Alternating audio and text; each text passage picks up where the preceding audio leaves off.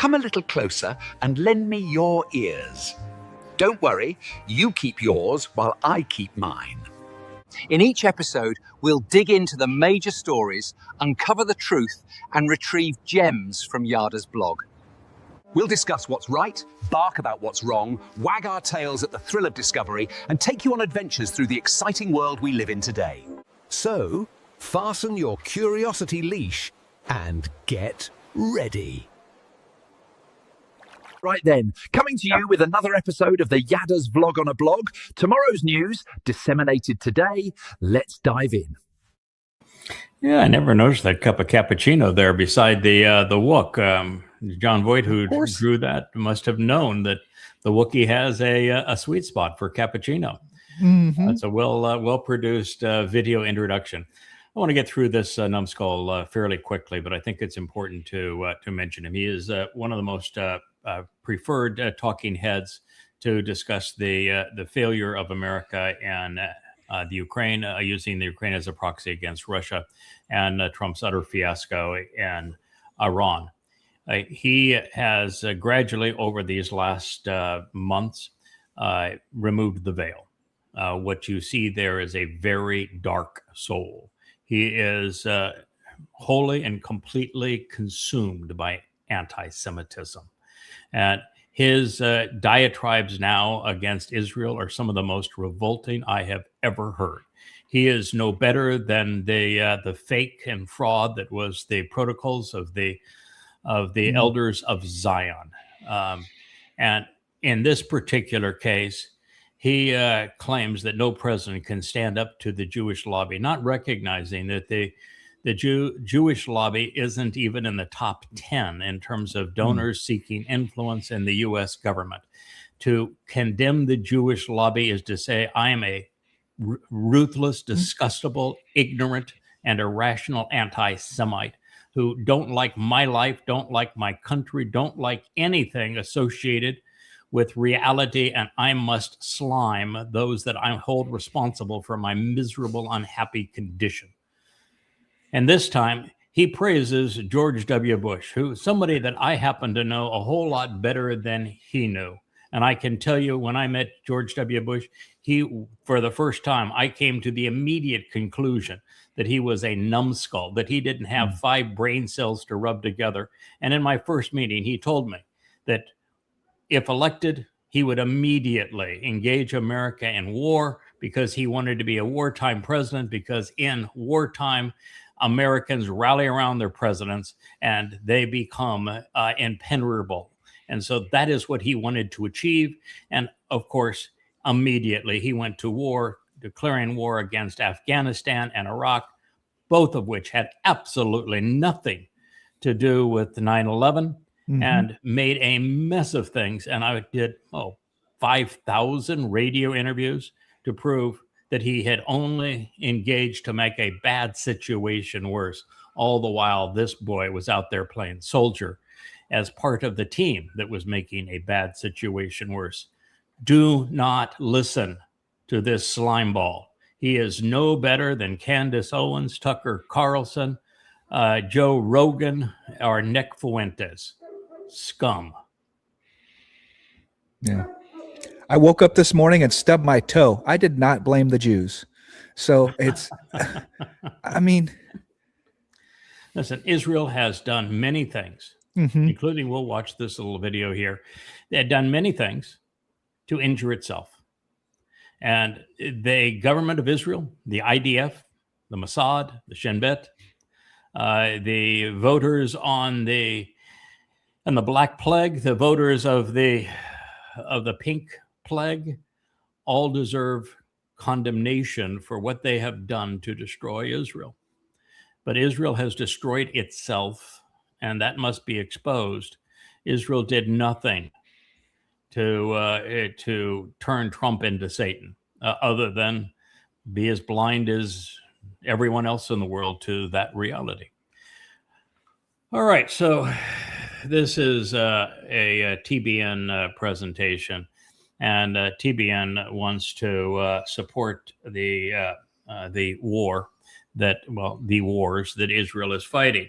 And so this TBN journalist, Trinity Broadcasting Network journalist, is claiming that he is in a facility in Lebanon, and that there are holes in the walls of this facility that go into other facilities that were used exclusively for Hezbollah terror purposes, and that Lebanon is just like Gaza in that every other building is a facility for Hezbollah, and every slice of earth is a tunnel for war materials.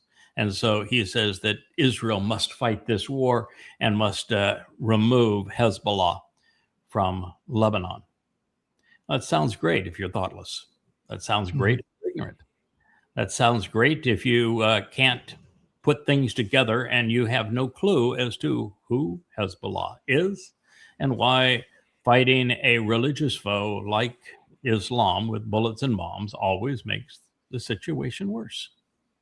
How well did it work for you, pal, when Israel went and bombed every other building in Gaza to get rid of Hamas? Are you able to admit that Hamas is still there? Are you able to admit that by bombing and destroying Gaza, that you destroyed Israel? Are you willing to admit that? Because that's what you need to admit, that you were wrong, that bombing a religious foe strengthens them. Look what happened in the Iran war. Yeah. Look what happened in Gaza. Look what happened in every one of the Hezbollah wars in Lebanon. You continue to make bad situations worse, just as George W. Bush did when he decided to have shock and awe in Iran and in Afghanistan. You made a bad situation worse. And you're continuing to do the same thing because you're functionally insane, repeating the same behavior and expecting a different result. Yeah, I watched the video and I was a little confused about what was going on, because he says that, there's holes in the wall where that they can attack, and then they show the wall with the clothing cover. I was like, where are the holes, dude? I mean, can you move the clothes and show, I was like, and then to go outside and to show, well, we had to demolish this building. I'm like, that's not a good look, man. I mean, this pile of rubble that you guys, it's a clothing shop. No. It's not a good look. It's not a good look. It was just, you can play a little bit of it, sure. This tells you the full story. I am in a clothing shop, climbing over the clothes. The full story. El Khiyam, the village. Yeah. This room is where Hezbollah terrorists use this space to launch missiles at Israeli armed forces and Israeli communities. There are holes in the wall behind me. I don't know if you can see them. Right behind me in the wall, there's holes through which the Hezbollah terrorists cross into different buildings to launch missiles at Israel. And I want to show you the outcome. Here's the end result. Look behind me. Yeah. This is the other side. The IDF has had to come through and demolish. Why did they have to demolish? They had to demolish because in every other house, yes, every other house in Lebanon, every other house, there is Hezbollah infrastructure in this part of Lebanon and all of Lebanon. We're talking cameras, we're talking missiles, we're talking cameras, tunnels like the one we saw in the clothing shop. Again and again, everywhere you go, you find clothing shops time and time again. That is the explanation for why this level of destruction appears behind me. This is what the IDF had to do to remove Hezbollah from this part of the world. Going to remove Hezbollah from this part of the world. Yeah. He's claiming that every other building in the whole of Lebanon, in all of Lebanon, every other building is Hezbollah terrorist infrastructure. Yeah. If it were, and it isn't, then you would have to destroy all of Lebanon. And you can't. Yeah. So if that was the case, just give up now. I mean, seriously, there's nothing, if that were true, there's absolutely nothing that could be done. It's already over. but it's not true. And you do what you showed out there, and you turn Lebanon into Gaza without any evidence that you're even doing something that's sane. Mm-hmm. Then why don't you consider what happened to Israel when you destroyed Gaza? Was Gaza, the Gazan Muslims, the victims, or was Israel the victim? Because I'm here to tell you, it's pretty obvious to everyone in the world outside of idiots like you that destroying Gaza destroyed Israel.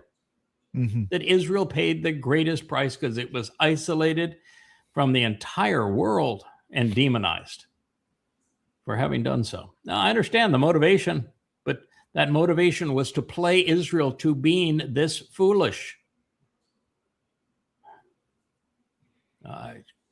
Insanity. I mean, so is everything that Israel has done governmentally has been insane. And you can't get through to people like this. A bad look. It is a bad look. It was This is- Geraldo's safe all over again. Yeah, this is an interesting presentation. A guy makes some interesting points. One is that he talks about Trump at Wharton, which is part of the Penn Business School. And he says, he was totally failed as a student, never made even the dean's list. Can you imagine that? I mean, it's pretty easy to make the dean's list if you're in the school there. But anyway, he didn't. He was a completely uninterested, unappealing student. He gets out with all of daddy's money and over time actually performs far worse than the market, has 6 bankruptcies, and that he didn't even write the Art of the Deal. The man who actually wrote the Art of the Deal feels tragic about having written it because he knows that Trump was wholly unqualified for any position in business, much less public office. And he goes on to say that the only reason for the Iran war is Trump is continuing to look for distractions for the Epstein experience. Yeah. Pretty devastating. Anything to distract from that. Absolutely. I mean, I honestly think that the reflecting pool is becoming that as well. It's becoming a distraction for his original distraction that was a distraction. Every post that he makes, every insane comment that he makes is a distraction from the distraction from the distraction from the distraction. And he creates this utter avalanche of chaos to draw people away from exposing and condemning him for the vile pedophile and rapist that he really is. Because they know that even crooks don't like pedophiles and rapists. Right. Yeah. Yeah. You go to prison as a pedophile and a rapist, you're in deep trouble because even the thugs don't like pedophiles and rapists. And that's what he is. And that's where he's going. He's going to pedophile and rapist prison.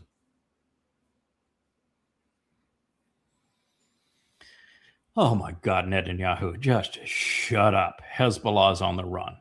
God, how many lies are you going to have to take? How many wars are you going to have to fight?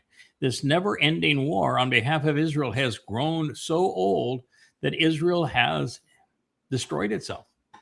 You pushed yourself in a position where you had one ally in the world, and he just happens to be the corporeal manifestation of Satan.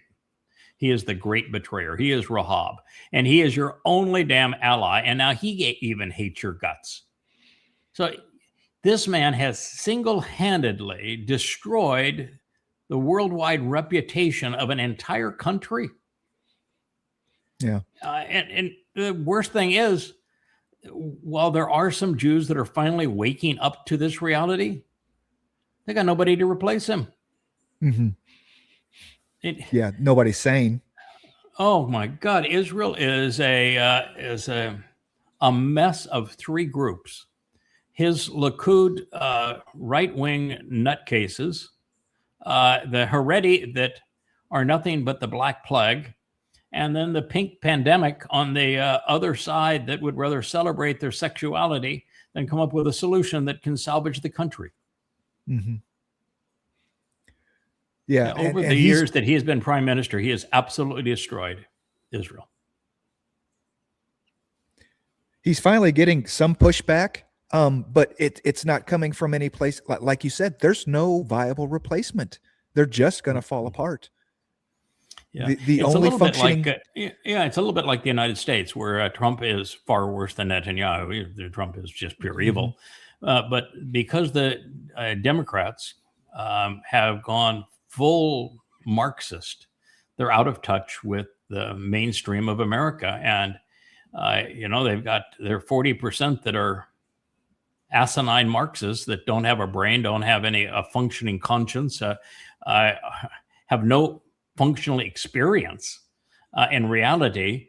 That group is not going to be a threat to Trump. And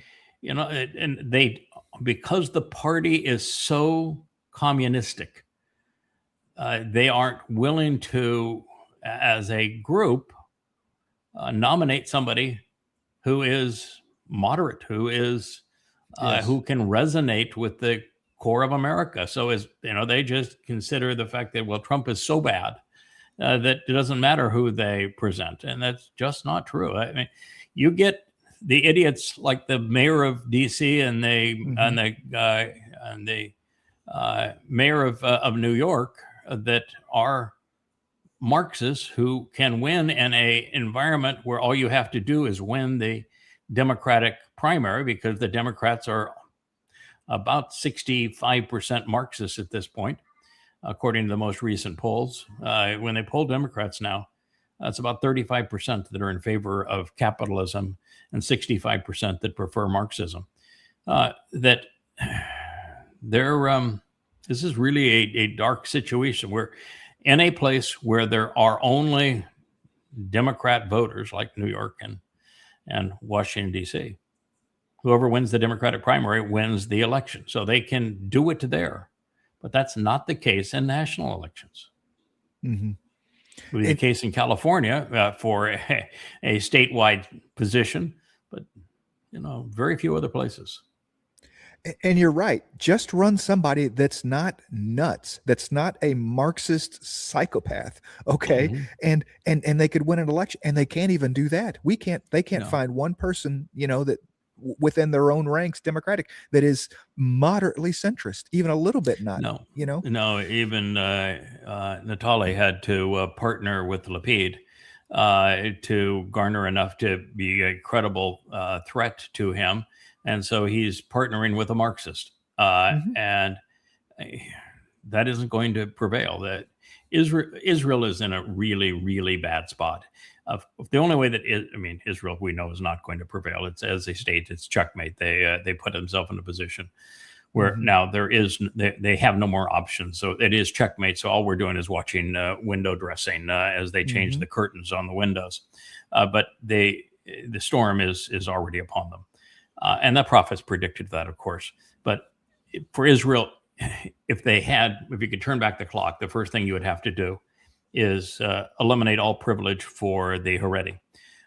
And since the Haredi won't participate in this society, they don't want to pay taxes. They don't want to go to schools where they can be of value to the society. They want to be paid for being parasites. The immediate thing that should have happened is that they should have been precluded from voting. If they precluded from voting, they would have no influence, and they would have been all sidelined and forced to fend for themselves, and they could not have done so. So that's the first thing: is their vote has to be repelled when they refuse to engage in the IDF, pay taxes, or even work for a living, as opposed to being parasites. And the other is that the Marxism that is blossomed in Tel Aviv has to be checked. You can't have a country that is being collectivized. Israel cannot survive that. So you got these two sides that are nuts, and then of course Israel doesn't even have a constitution, so it has no way to even put limits on their judiciary branch, because there is no constitution that says what they're limited to doing. And they have a parliamentary system, which is the systems of bribes. You put together coalitions by bribing people.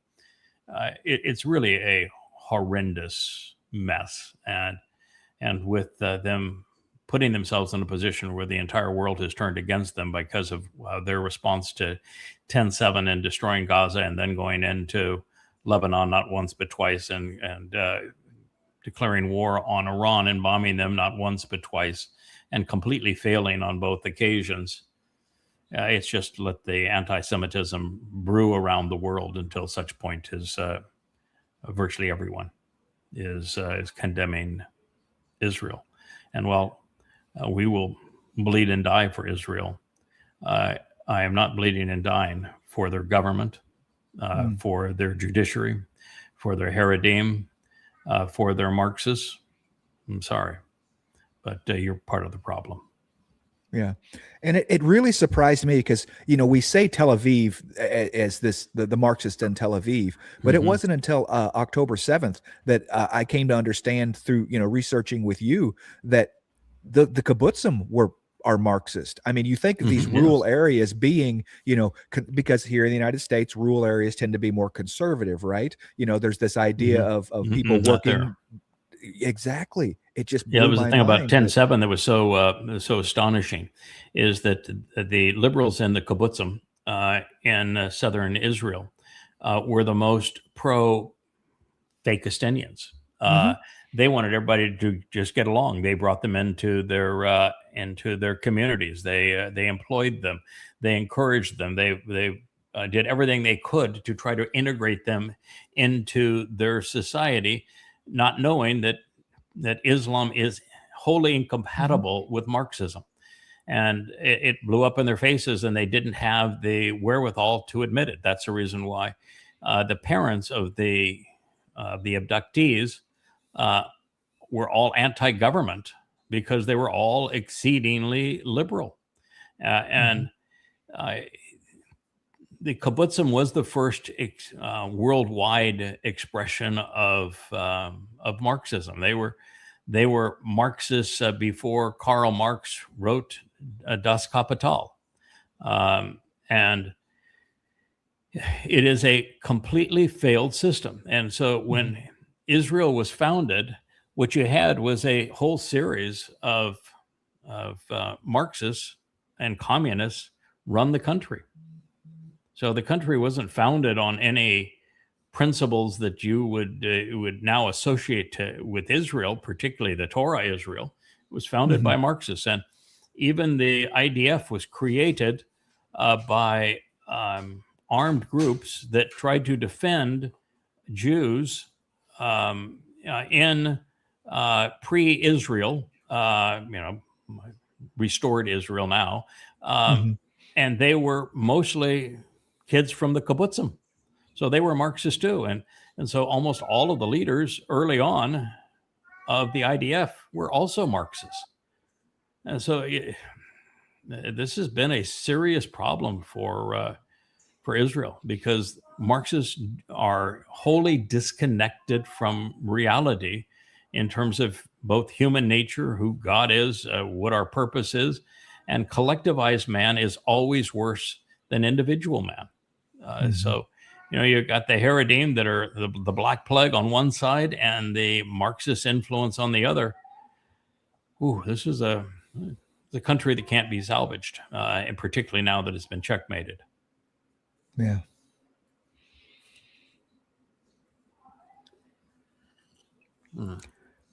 So, did you listen to any of this? This is pretty amazing. I did. Yes, I listened to it, and it is the typical. The Old Testament says, and so that means that the New Testament, falls right in line with it. Right? Yeah. This idiot does not know that he has also been played.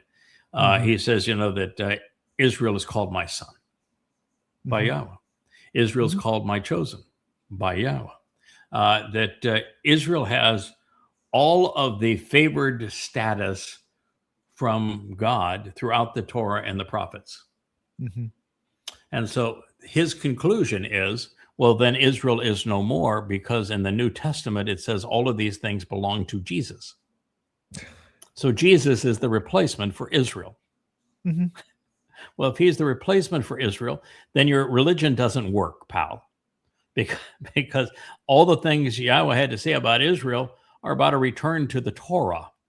And they revolve around Yahweh, not Jesus. So Jesus can't be Israel. And all you did is you backtracked. It is there's all these emphasis all the way through time, even to the last days, and Yahweh's commitment to restore Israel. So you just made your fraud, your caricature, it modeled the prophecies. So he didn't fulfill the prophecies. You just wrongly applied prophecies to him and didn't know that when you did, what you did is destroy your religion. Because it's one thing for you to claim to replace Israel, which is brain dead, because that means your God was a liar. Yeah. It means he was a liar. I mean, every promise he made to Israel, which are thousands upon thousands of them all the way through the end of the time, means that God got all of his end times prophecies wrong and that he is a liar who cannot be trusted. That's not a very good God, but that's what it is necessary for you to claim replacement theology. But now what he's doing is claiming that Jesus is Israel.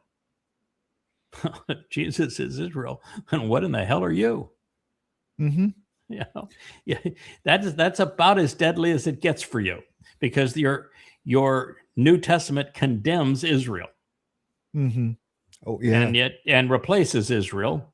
And now you're claiming that your Jesus is Israel. Somebody ought to have thought that through before you opened your yap and made an idiot of yourself. But heck, what your audience wouldn't have any appreciation for, because Christians don't think, they believe. Yeah, we just want a straight line into, we're the chosen ones now. We, all you got to do is believe. Nope. It didn't say that they were said that it says that their Jesus was the chosen one, that their Jesus was Israel. But then why do you condemn Israel in your New Testament? That might be a logical fallacy there, pal. You want to check. You want to check your rhetoric.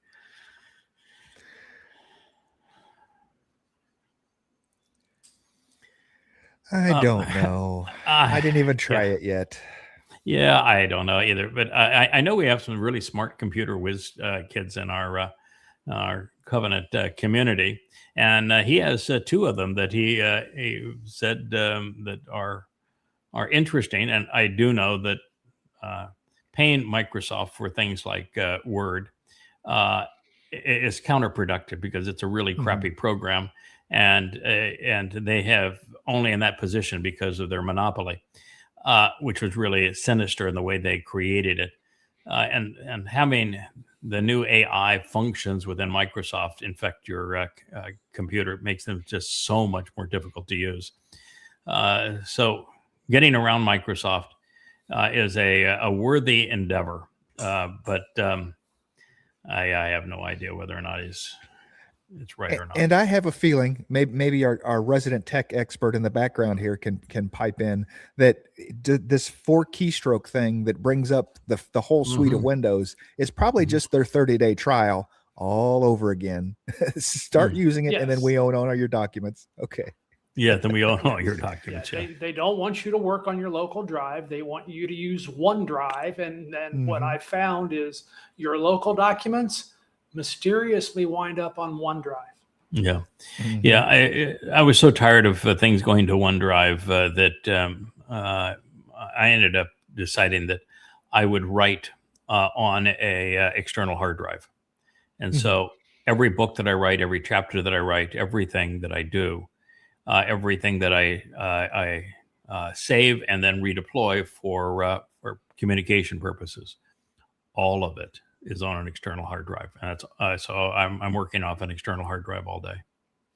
Yeah, well, you are in the text world, so you're dealing with big documents. For you are 500 kilobytes, right? I mean, you can write 500 and 600 page Word documents or PDFs even, and they're still in kilobytes, under 2 megs.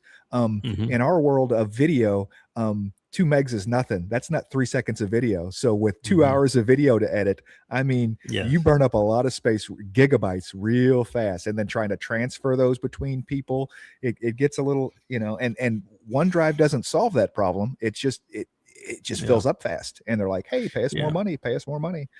Yeah, we have a lot of probably half a dozen here, 20 terabyte, and even 40 terabyte Yeah. storage, external hard drives that are for storage, and you can store a lot on multiple 20 terabyte external drives. The only issue is that in today's world, it's one thing to work on these things, and that requires a faster processor and particularly graphics capability, but it's another to stream them. So working on them is hard. Storing them is not that big a deal today, but it's streaming them again that's difficult, and that's the reason we still have to play in the polluted pond of social media, is because they own the ability to stream data like this. Storing it, no big deal. Streaming it, different story. Absolutely.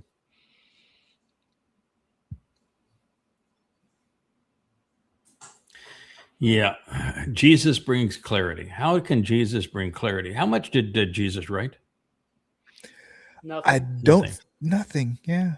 Nothing. Nothing. The person that invented Jesus, how much did he quote from Jesus? Nothing. Not once. Not one word. So the person who invented Jesus in 52 CE, 20 years after the fact, was Paul, and he never cited him once. Never cited him once. And he claimed that he's representing this person that he has created called Jesus, and never cited him once. And then the first quote unquote gospels use Paul's term. Paul was the one who says that that he is the master of the gospel, and that if heaven has a gospel that is, and he called it a euangelion, but if heaven has a euangelion that is different than his euangelion, then his matters and heaven's does not. Mm-hmm. So that's the definition of evangelion. It's according to Paul. And the two people that wrote the first two of them, Mark and Luke, both worked for Paul. And they both wrote in 75 CE. So the first words that could be attributed to mythical Jesus came by way of Paul's devotees in 75 CE, which is over 40 years after the fact. Because quite conveniently, Jesus never wrote anything. Mm-hmm. So the earliest you have anything from him is 40 years later. Can you imagine the likelihood, even if he existed and he didn't, getting anything right? Well, he couldn't even get his name right. Couldn't even get his name right. Of course, there was no Iesu Christou or Jesus Christ in first century Yehuda. So they got nothing right. And they claim that, in fact, you can play just a little bit of this, because he talks about it being intentional that these things happened. And I'm going to agree with him. It's an intentional fraud. Christians are divided on Israel. So who are God's people today? Watch the titles God uses. I think this is going to help. In the Old Testament, Israel is called chosen, Deuteronomy 7, holy, Leviticus 20, beloved, Deuteronomy 7, God's son, Exodus 4. But then Jesus shows up, and he is called the chosen one, Matthew 12, the holy one, Mark 1, the beloved son, Matthew 3. This is intentional. Jesus is stepping into Israel's role. Old Testament Israel wasn't the... That's enough. That's enough. No, Jesus never existed. It's the fraudsters that created the identity theft fraud, that created this belief system that he was real, because they stole claims that were made of others, whether that claim was made of Israel or the claim was made of Dowd. Mm-hmm. They simply stole claims that were made of others, and they applied them to their myth. You got played. And the whole process was intentional. Duh. The whole thing. Christianity is alive from beginning to end. It is all based on stealing.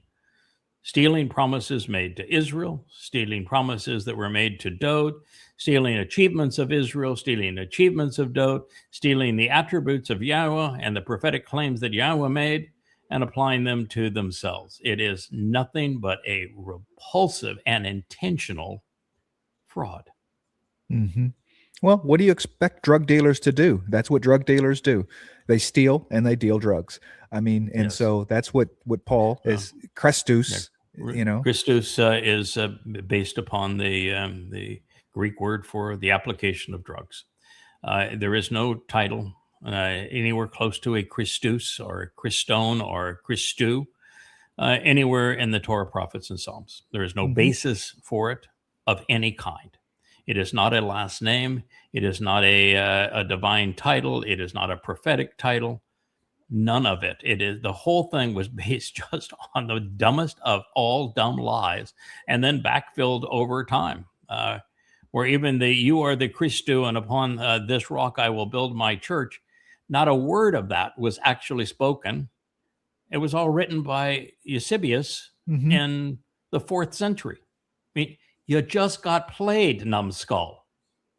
Yeah. Give it up. Stop promoting the lie. Bad.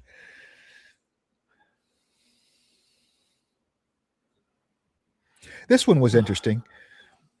The idea that they were going to arm the Kurds to take over Iran, you know. I don't know if you recall the name that comes up 9 months ago. Yeah, going back 9 months ago, maybe a year ago, could have been even over a year ago.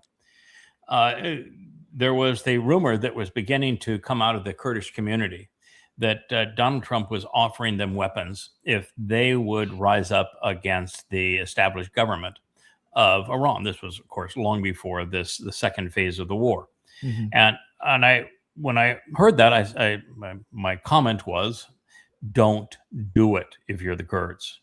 You have been played by the United States on 3 different times. All 3 times you were promised a country by the United States, and you were armed as proxies to go fight perceived terrorists, and you got your hand clobbered. You got played, and you got nothing for it other than to die.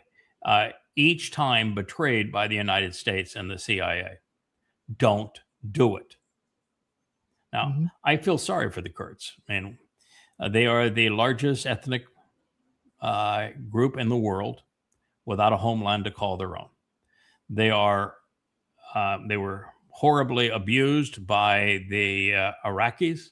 They're still horribly abused by the Iranians, and they are hunted down viciously by the Turks. And the Kurds are actually pretty decent people. That probably the nicest group of Muslims on the planet would be the Kurds. I mean, shame on them for continuing to be Muslims when they're actually pretty decent people. So they're really crappy Muslims. But every time they try to accept a deal from the West so that they can be independent of those trying to perpetrate genocide on them, which would be Erdogan and Turkey, the Iranians, and when Saddam Hussein was ahead of Iraq, it's blown up in their faces because the West can't be trusted. And so what Trump was trying to do was create the illusion of a popular uprising in Iran so that he could justify going to war to save those freedom fighters from that terrible regime. It was all a lie. The CIA and the Mossad were inspiring the freedom fighters and were arming them and were paying for them to do that. And then they were grossly exaggerated by tenfold the number that were being killed during the non-peaceful protests.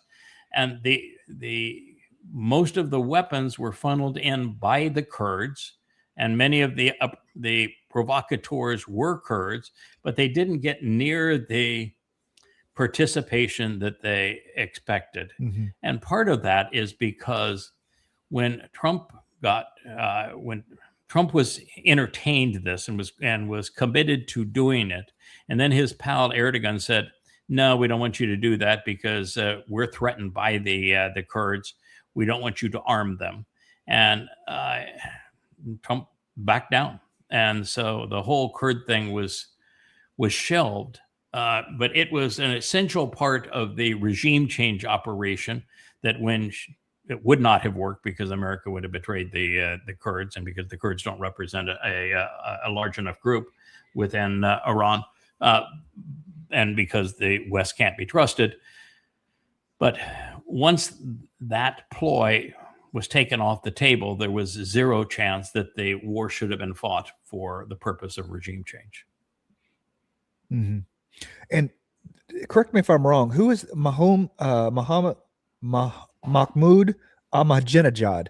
Where do I know that name from? Okay, he was an Iranian that was a quasi hardliner. He was a fairly entertaining fellow that won on a series of elections for the Iranian to be head of the Iranian parliament, president of Iran. He was functionally was under the mullahs, but he's somebody that the West liked to talk with because he would give lip service to both sides. He would give lip service to the West, saying, "Yeah, I'm with you. We're going to, modernize Iran, and let's partner together to get this done." And then he would play with the mullahs and say, "Hail be to Allah, Allahu Akbar." And so he was an entertaining fellow. He eventually lost elections and he was voted out of power. Okay. He was just kind of hanging around as a wannabe then in Iran. But for some reason, the CIA thought that they could control him, and that if they brought him back to power, they could control Iran again. But yeah, it's foolishness. That's as foolish as thinking they're going to bring the Shah back. A former president of Iran. Okay, that's why because for a second I thought there's no way this is the guy that they install as president of Afghanistan, is it? Because but it's not the same guy. No, it's a former president of Iran. President. Okay. And I think he got killed in this whole process, but I'm not positive. But I'm sure. I think he's dead.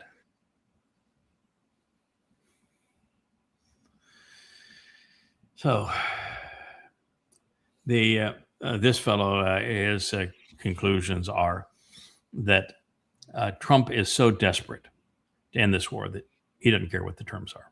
Mm-hmm. That's why he signed the surrender documents, not even knowing they were surrender documents, didn't read them. He doesn't know what he agreed to do. And all he's got is threats now. He's violating his own agreement with the threats. He actually threatened to kill all of the Iranian negotiators that had arrived in Switzerland. That's why they all went back. They said, "No, we're just not going to deal with this idiot. We're here to negotiate on one point of the agreement. He's threatening to kill us. No, I think we're done here." Mm-hmm. And so his conclusion is that the U.S. will continue to siphon money to Iran to reopen the Strait of Hormuz, that it will reopen because America is offering so much money to Iran that they will open it for the purposes of taking in tens of billions and then hundreds of billions of dollars. Mm-hmm. But for the moment now, the Strait of Hormuz is open to all those in affiliation with Iran and closed to all others. Mm-hmm. Yeah. Surprise, they're going to funnel cash. Oh, they already are. And it's already declared. They already are. Yeah. Yeah. So he's a little bit behind the curve on all of this. I watched this. This is really the life of Karl Marx. It is really dark. Oh, what a dark life. It's amazing that he would die alone. He had, I think, 10, 11 people at his funeral, essentially an unmarked grave. His children all died. He was thrown out of country after country after country. He's just a malcontent that wanted to completely tear apart society and build a new society in his image, but his image was very, very dark and sinister. And he read the works of others that said that men had created God rather than God creating men. And it's true, the religious gods are created by men. And he came to believe that his life was miserable because of the conspiracy of that there's this cabal that maneuvers everything for the benefit of the few and against the many. And he tried to inspire various protests, and each of his protests failed. The only place that he could even was allowed to live was in a hovel, very dark hovel in London. And at the very end of his life, he published Das Kapital, but Das Kapital is really just an essay on capitalism in London at the time, and it isn't a manifesto for anything. Mhm. It is only because Engels decided that he would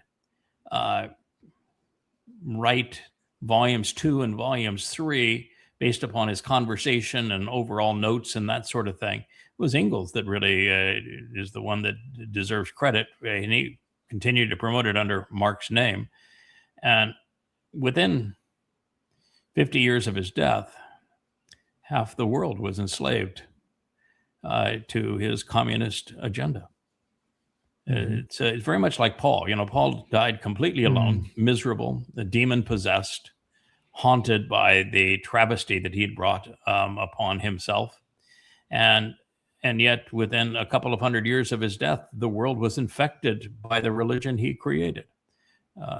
Karl Marx had a shorter period of time, but similar results. A very dark man taking the world to a very dark place. And for people, Paul and Carl here, that never did anything in their lives to benefit another person. They never created anything of value. I mean, these guys, these intellectuals, they never had jobs. They're hanging out in the bars and drinking and talking intellectual stuff to themselves, and they've never done anything productive in their anything. That's the story. If you look at America's Democrats running as Marxists, Cackles never had a job. Obama never had a job. Bernie Sanders has never had a job. AOC never had a job. Oh, she was a bartender once. Okay. Well, there you go. So she's the exception to the rule. She was a bartender. It just is pathetic. The garbage that people will consume. But it's all because there are people who latch onto it and promote the nonsense, and the most of the influencers of the world are wrong. Well, I want other people's stuff. Gimme, and I'm not powerful enough by myself to. I'm not even productive enough to go take somebody else's stuff. I need to have other people go take other people's stuff for me, right? Yeah. I mean, communism. Oh. Yeah, communism is wimpy people calling other people to be violent and steal for them. That's Islam. Islam is Muhammad was a wimp, and he cajoled by lies, religious lies, to get other people to go and hack other people to death, enslaving them and robbing them for his own self-aggrandizement. Same thing with Engels and Marx and Lenin and Stalin and all of these thugs.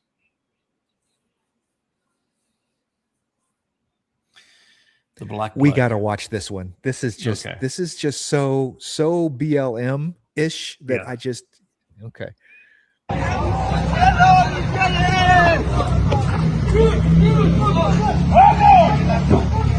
they come.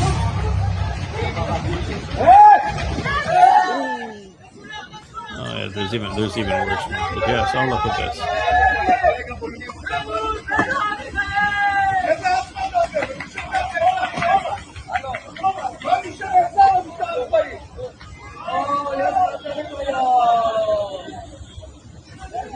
And you know what the parasites are protesting? They won't give them more free stuff, that they have to fight in the idea. They're protesting that it's unfair to ask them to serve like every other Israeli. So they want their complete exemption from service in the IDF, which in Israel, it's every man, every woman, 2 years. But they can't be bothered. They don't want to serve. And by the way, it would be counterproductive to make them serve because they don't go to school to learn English, mathematics, or science. They're skilled in Yiddish and in the trash of the Talmud. They have no life skills at all. They're not even able to explore the internet, to be exposed to things and learn things. They're not able to think on their own. They are nothing but parasites. They are a travesty for the country. Country cannot use them. They cannot be integrated into the workforce. They have no skills.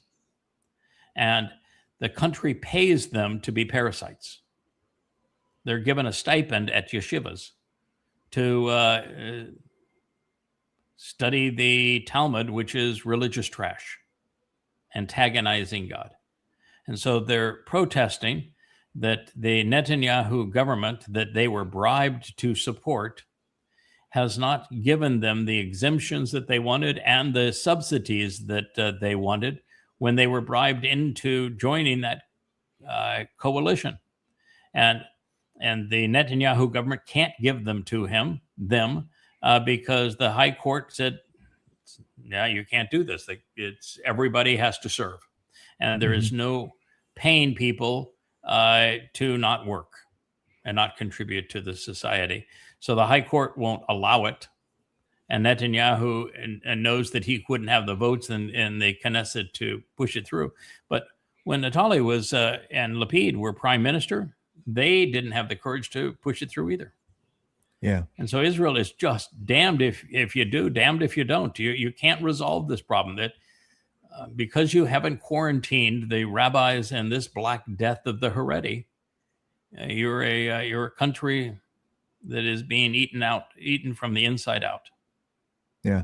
Well, the story for me here is normally the Haredi protest at noon. They go out and they protest at noon, and they're not getting any traction. They're on their protests or whatever. So this protest, they get up early and they go to block traffic for rush hour when productive people have to get to their productive jobs. That these people who normally can't be bothered and just get up at noon finally realize that we're not bothering anybody enough. Let's go bother the productive people earlier, and they have to get up early and go do that. And then this is what happens. Now, some of these hits, you could hope that they would bother working and productive Israelis to the point that working and Israeli productive finally just say, let's just do away with the rabbis. Let's do away with Judaism. Let's do away with the Haredi. And the Haredi are the dominant force of Judaism in Israel. They're the only sect of Judaism that has any sway in Israel. The three Haredi parties are effectively the bloc that keeps the Netanyahu government going. And you'd say, okay, so that's a positive. These parasites are exposing themselves as the Black Plague. They will finally be sidelined, but Jews won't do that. They just won't do it, and it's too late anyway. Yes, I'd say some of these guys in the police department have futures in the NFL, but then I look at who they're tackling, and it's like, no, they're not putting up much of a fight. There's no wimps in the NFL. It's just the Black Death, and every one of these things. It doesn't matter which one you click. Look at that. I mean, it's just the Black Plague. Useless, counterproductive parasites. Yeah. You know what they're protesting here?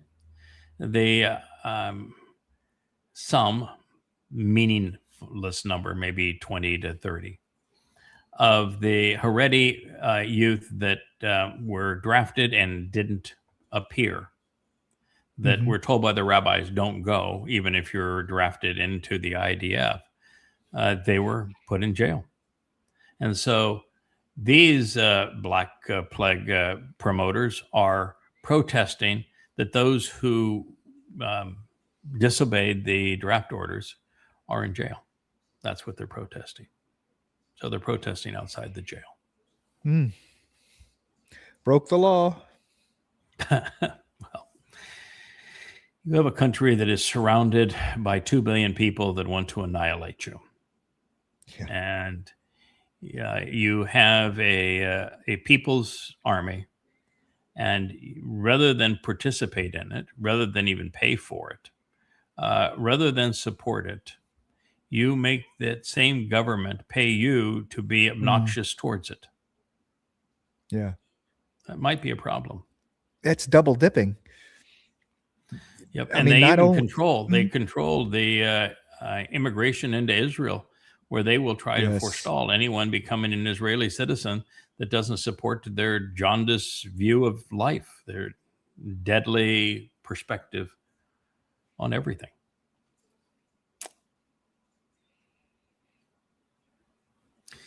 Well, Netanyahu, he is in quite the pickle. What people don't realize is he put himself there. You know, he is if he capitulates to Trump and he removes Israel from Lebanon again, and withdraws from Gaza again, then both wars are shown to be counterproductive. And of course, he's done fighting the Iranians. And so he would have lost all three wars at tremendous cost to Israel.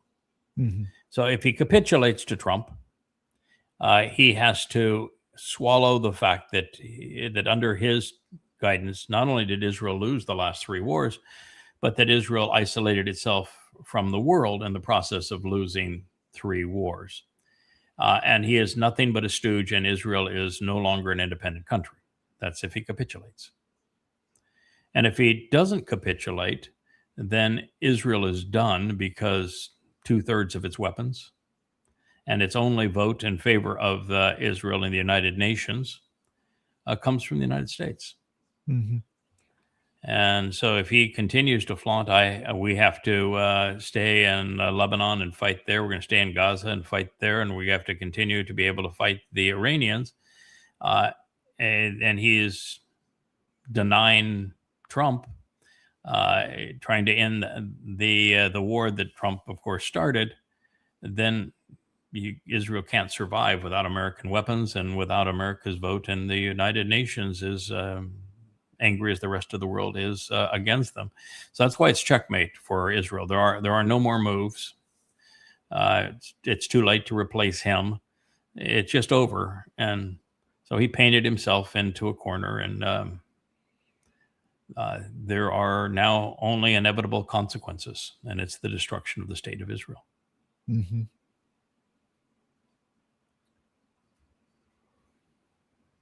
And it's not my fault. It's not my fault. Social media did it. Social media did it. No, I listen. I'm with him in saying that social media is an anti-Semitic swamp. At X over this weekend, all my mid-size to smaller pro-Israel accounts that have spoken out against the memorandum of understanding, where Trump not only surrendered to Iran, but that he sacrificed Israel. The memorandum of understanding is a Neville Chamberlain moment. And every account that is a pro-Israeli account that speaks out against it has been suspended on X over the weekend. Dozens and dozens. Scores and scores. And the reasons for that, of course, is that Elon Musk is also a parasite. He's a governmental parasite. His business is run on government handouts. He is a product of government welfare. He plays government welfare better than anyone. And so to continue to get the government welfare that he needs for SpaceX and Tesla and the like, he must do what Trump wants. Trump's is just beside himself, being called out on social media for having surrendered to Iran. And so it's obvious that Trump told Musk, stop it. And accounts are being throttled too on Facebook. So Trump is now in a position as the godfather to threaten those who are benefiting from his crime spree. Now, so social media is rotten to the core, but social media isn't the cause of anti-Semitism. The cause of anti-Semitism starts with Christianity. Christianity is vile and it's anti-Semitism. Islam is vile in its anti-Semitism. Marxism is vile in its anti-Semitism. And between those three, you've got about 6 billion of the world's population. Mhm. So anti-Semitism is rooted in the religions, and I'm going to call Marxism, it's a religion of man. They said that man created God. And so in Marxism, man promotes himself to God. Those three religions are responsible for anti-Semitism. All social media does is it's the mouth for what has previously gone wrong in human society. So it's not the cause, it's not the reason for anything. It's the consequence of these things, not the cause of them. And when you don't understand cause and consequence, you do stupid things like destroy Gaza, go in and turn Lebanon into Gaza, or fight 2 unwinnable wars against Iran. You need to understand cause and consequence. And he obviously doesn't, because it's Judaism is responsible for Christianity, Islam, and Marxism. And the consequence of those religions is anti-Semitism. Yeah. So much what we're seeing is Jew hatred or anti-Judaism, because I hate using the term anti-Semitism and applying it to Jews, because Jews themselves are the most anti-Shemitic people in the world. You know, They are. The people that were, they just hate Jews because they don't know Yahweh. They can't be against Yahweh's name. They can't be against Yahweh because they don't know him. Now, if they did, they would be against him. But Yahud are the ones. Jews are the ones that have written his name out of their life, and they are the most anti-Shemitic. Yeah. Both the name of names, which is Shem, who became Dod, and the name of God, which is Yahweh. Both Shems, the rabbis in particular, have been the most anti-Shem people in the history of the world. So it'd be nice if Netanyahu would just say, is a major reason for Jew hatred. he just needs to go away. He does. I'm sorry, they have no one to replace him, but he needs to go away so that Israel can die a quiet death as opposed to catastrophic. A soft landing. Yeah, soft. Well, there's no soft landing. It's all going to come to total destruction over the next 7 years. The U.S. is losing the war in a catastrophic way because of Trump's idiocy. So you have periodical after periodical that is now willing to announce that America has lost its war with Iran. But America lost the war with Iran before it started the war with Iran. America positioned itself in a losing position when Trump bombed Iran early in his first year as Trump 47. Trump lost the war with Iran when he tore up the nuclear agreement that had been negotiated between 5 countries in Iran. When he tossed that away without anything to replace it, he lost the war with Iran. But the Americans really have lost the war with Iran way before Trump. When we had regime change to bring in the Shah, when we had regime change to bring in the Ayatollah, when we tried twice now with regime change with the Ayatollahs, America has been fighting a losing war with Iran for 70 years. Yeah. For me, this picture and this headline, America has lost the war with Iran, just epitomizes, we have these very, very expensive aircraft on top of a very, very expensive aircraft carrier with these expensive bombs that take cost of a lot of money, are very difficult to produce. And what they lost to were drones and missiles and mountains. I mean, holes in the ground. What they really lost to was buried infrastructure, because Mhm. America had, with its belligerence over 75 years, told and taught Iran and much of the rest of the world how you take a blow from America, how you deal with America. You don't trust America for anything. And so the strategy of Iran was to never trust America, to diversify so that if one facility was effective at producing the desired result, have at least 40. Mhm. And don't build anything on the surface that you have, that destroying it would be a problem for you. Everything that has value to you, you have to bury, and you either have to bury it more than 300 feet below the ground, or you have to put on deflecting concrete structure above it that diverts the bunker busters. America dropped so many bunker buster duds over the years that the Iranians reversed engineered them. They learned exactly how they operate, and so they have built an infrastructure that you could bomb Iran day and night for 10 years, and Iran would still be able to fire missiles and drones. But America also is, you're correct, that is a $150, $200 million airplane sitting on a $13 billion carrier with each munition costing tens of thousands of dollars per bomb. And Iran's able to outmaneuver it with $5,000 drones. Mm-hmm. And so we don't even know how to fight the next war. That's why, Trump wants to build battleships. I watched a movie last night on the Yamato, the biggest and most powerful battleship ever made. It's sitting at the bottom of the ocean now. It really took just one.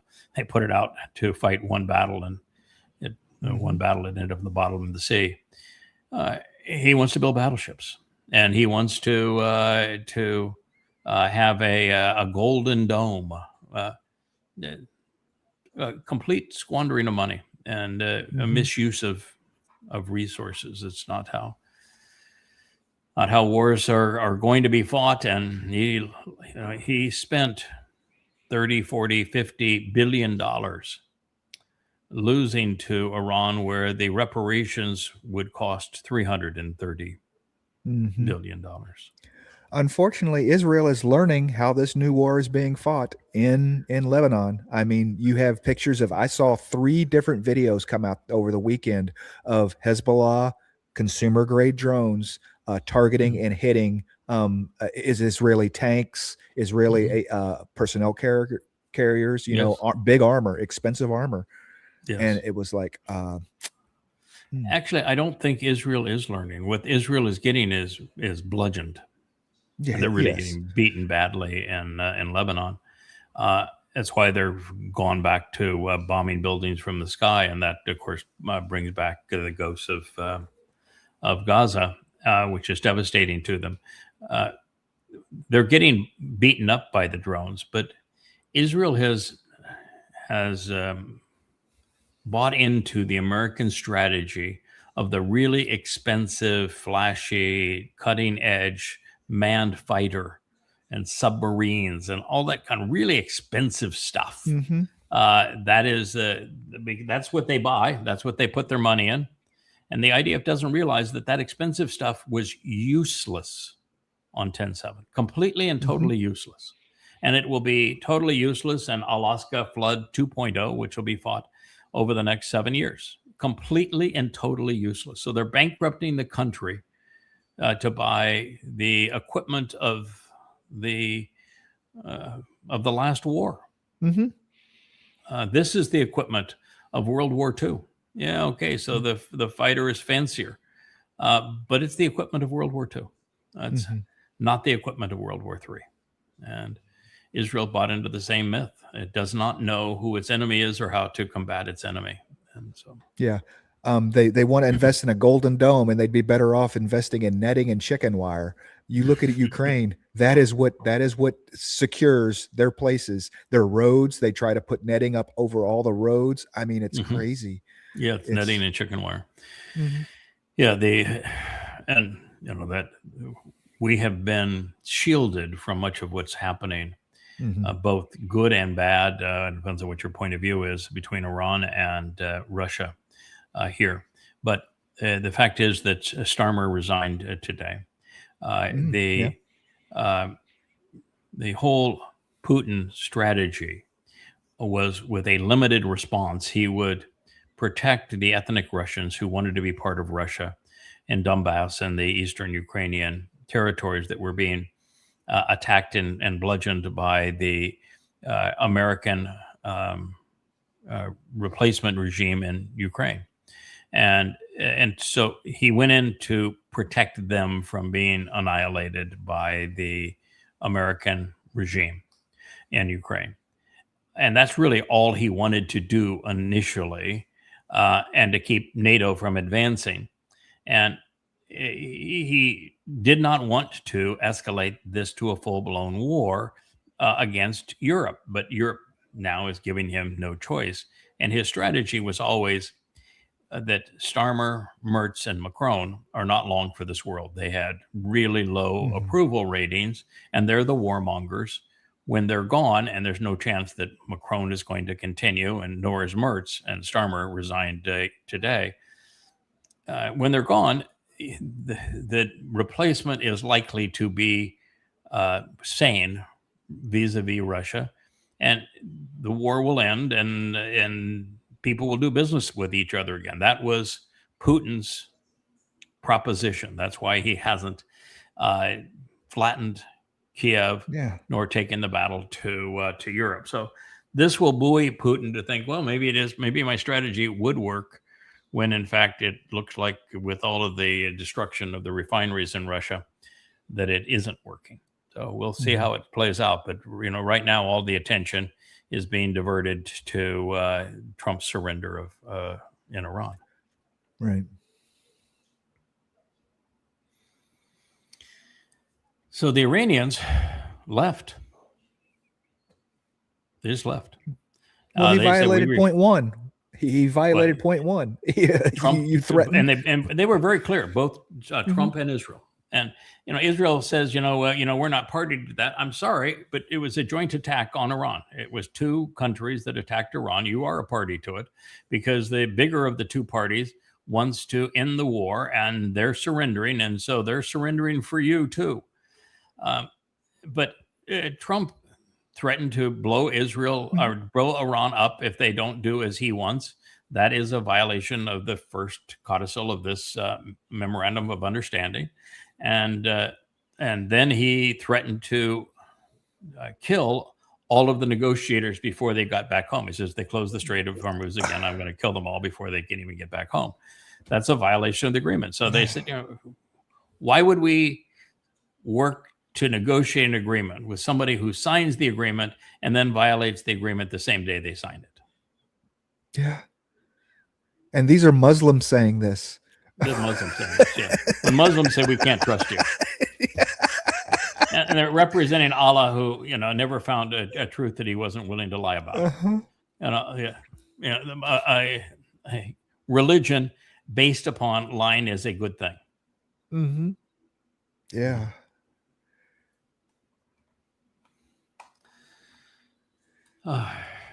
This is just truly amazing. JCPOA was a 160-page document negotiated over 5 years with 5 different countries. You can see in that picture, you've got Lavrov in that picture. This was a consortium of 6 nations, including Iran, with experts in politics and experts in uranium, that were, as I say, negotiated for 5 years to come up with a 160-point plan to thwart Iran's nuclear program by freezing enrichment into the 5 to 10% range. And it was highly effective for doing that. Highly effective for doing that. Trump then tosses out that agreement. and Trump 45. He tossed out the agreement with no constraint. Over the next 6 years, Iran took the low enriched uranium and enriched it to 60% and beyond. And so they moved to being on the threshold of a bomb because they use that time to enrich it. So, and Trump has replaced now the JCPOA, and it's 160 pages and 5-nation consortium backing it up with details that made it very difficult to go from where Iran was at under 20% enrichment to a bomb. They and number of centrifuges and all that, he ripped it up, and now all he has is, we give you $325 billion, and you agree to talk to us about some aspects of this. That's really all we have. We've seemed to have lost Kevin in our feed here. Come on back, Kevin. So, Kevin, you can come back at any time now. That would be fine. But that is really when Trump goes off and pounds his chest, and he says that Obama was stupid and the Iranians mocked him, and that his agreement is much better than Obama's. To believe that, you have to be completely ignorant of what Obama and company, 5 nations, negotiated. And what they negotiated was a very detailed, scientifically described mechanism of keeping Iran's uranium production refinement under the 20% threshold and closer to 5%, which means that they were nowhere in terms of bomb building. And Trump replaced that with tearing it up and having nothing. So to believe that Obama was wrong and that Trump is right, you'd have to be completely ignorant of the two documents. I mean, I've written about it here. You're welcome to go to yadayada.com and to the blog page, and you can see that, in Trump's document, there's one line that says we'll talk about the disposition of enriched uranium, but gives Trump no discussion room whatsoever to discuss about the mining uranium or the centrifuges for future enrichment of uranium. So it's nothing. I mean, he literally has a nothing burger compared to what was the best attempt ever to resolve this problem. Yeah. Can you hear me okay? I can. Okay, so I'm back. I think the worst thing for Trump on this, not only is the idea of it being surrender, but the pallets of cash. He can't hammer Obama over and over and over saying that this was a bad deal. Obama was a horrible deal, no matter what was in it. He gave him 1.6 billion, and Trump gave them 325 billion. Yeah. I mean, 325 billion versus 1.6 billion. And for the 1.7 billion, Obama and company, it was 6 nations, 5 nations, received a 160-page inspector-centric, UN-approved deal to constrain Iran's nuclear ambitions. So they got something extraordinary for it. And you compare that to Trump, 325 billion, gives up control of the Strait of Hormuz, surrenders Israel in the process, and got nothing. But sure, we'll discuss one aspect of this with you. We're not going to discuss enrichment with you. We're not going to discuss mining with you. We're not going to discuss anything with our nuclear program. But we'll discuss the disposition of some of our enriched uranium. Discuss, but only after you free $325 billion will we even discuss it and remove all sanctions. You literally have to be insane to believe, to say what Trump is saying or to believe it. And we're not fans of Obama, so we're not promoting this because of Obama, but fair is fair. This is so funny. So the Marxist press in America and the Muslim press around the world condemned Israel for killing journalists. And you can see on the left, press, journalists, and so now when the Muslims are having their funerals, they don't want to be press anymore. They want to be martyrs. And so their pictures of them serving within Hamas are part of their eulogies and their funerals. And so you've got the Islamic Jihad and Hamas admitting, oh yeah, well, they were all jihadists. Yeah, that's true. Yeah. All depends on your perspective. If they're trying to present them in the West, those dastardly Israelis, they killed journalists. And if you're going to be at their funeral, oh, those heroic jihadists, they became martyrs.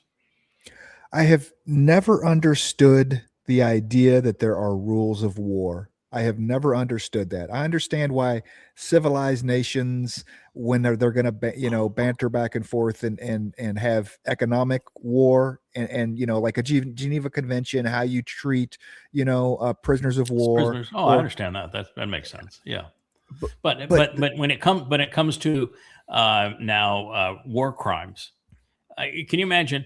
You enter a nuclear holocaust because you pushed the thing in Ukraine too far, or the thing in Iran too far, and you engage in a nuclear holocaust. Do you think that the losing nation is going to protest and say, when you destroyed our country, you violated the rules of war, so we're going to sue you? No. I mean, it's. I can tell you that there are countries that pay attention to them. I know Russia does. Russia is very much into what's legal and not legal in terms of the rule of law pursuant to war. Israel happens to be very aware of it as well. The United States is clueless in it, but the whole idea of the rules of war is pretty asinine.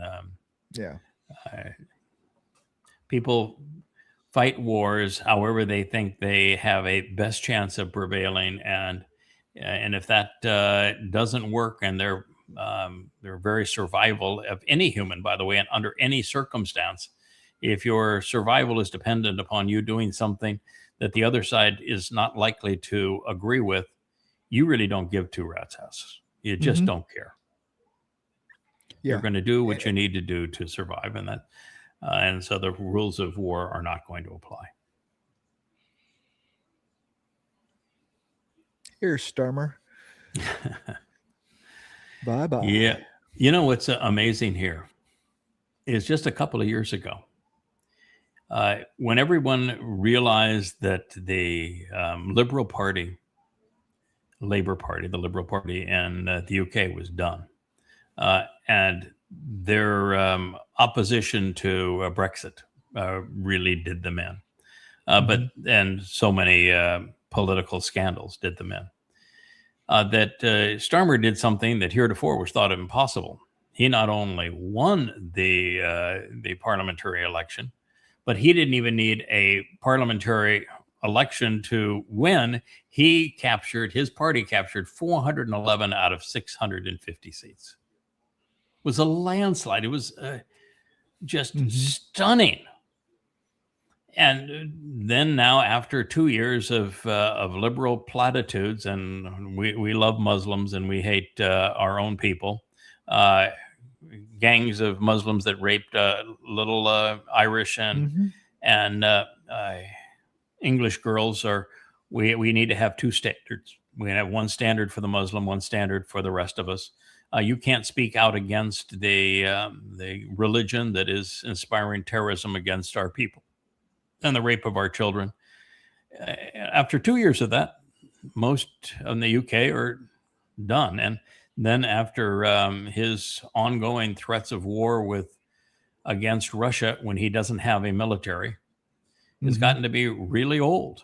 And then members of his party were caught up in the Epstein thing, and it brought his prime ministership down. So if he, who never met Epstein, who never participated in anything related to Epstein, is brought down because a confidant of his was tangentially engaged with Epstein. What does it say about the United States and Epstein's closest friend, his number one enabler, Mhm. is still president of the United States? Yeah. People, that is something to distract from, no doubt about it. There has enough fire there that a nuclear war won't distract from it, you know? No. 10 Downing Street, huh? Every time Satan fails, he blames somebody else. And this reflecting pool, of course, it was a non-bid contract, which is not appropriate for any government to give out, to a campaign donor who obviously knew nothing about algae remediation or painting concrete or anything of that nature, Painting, and made a period. tremendous mistake with the dark surface, and even the paint is not adhering. And so what Trump wants to claim is that there were terrorists that were degrading the national monuments. They put one guy that was riding his bike and saw a piece of the paint that peeled up. We've all seen that picture of the paint that peeled up. And he looked at the piece that was peeled up. He didn't even peel it up any further, never touched the piece. And he's looking at this, and he had goons that went and arrested him, and he was incarcerated for 5 hours, not even able to make a phone call. And Trump wants to say, "Oh, yep, he's the reason that we have to do these repairs. What we did is really good work, but he was the algae inseminator." The algae inseminator. Yeah. They use rhino lining. Literally the shit you spray in the back of your pickup truck. That's what they used was rhino. Similar technology to that. Where if you look around this island, what do they do with all their cisterns? They're white. Why is their cistern white? Yeah, there is a concrete's a weird material. I don't know if you know. I've studied the nature of concrete and the way that it cures, and the sands and all the kind of things that you have to use for we it. don't And the paint rebar commercial pools. But painting concrete is difficult. You have to paint it if you're going to keep water in it. You have to seal it somehow. When I built, I have multiple cisterns here, and there's a product that is actually bonds with the concrete that you use for cisterns. And there's only two companies that make this kind of product, and you essentially paint it on with brooms. I mean, it goes on really, really thick. It's nasty stuff, and it'll last for about 10 years, and it's a decent product, but it comes in one color, white. And then concrete for pools. The pool that you all have seen, you've been in my pool many times here during the broadcast. It's actually what it looks like. It's an in-ground pool, and it's all concrete, and it's 8 inches thick of concrete. Most of the pool is actually suspended, and so because of slope. And when we poured the new concrete, we covered it twice with things similar. One was a material that you used when you put in a shower in your home. You don't want the water of the shower seeping into the floor bed. So there's a particular sealants that you use that are very elastic for that. And then there's, for the pool, we also use the same stuff that we use in cisterns, and we put on 4 coats of the cistern paint. And then there's a very special kind of epoxy-based sealant that will also work as the glue, essentially, for a tile base to put on top of all of that. And you really have to research what those materials are.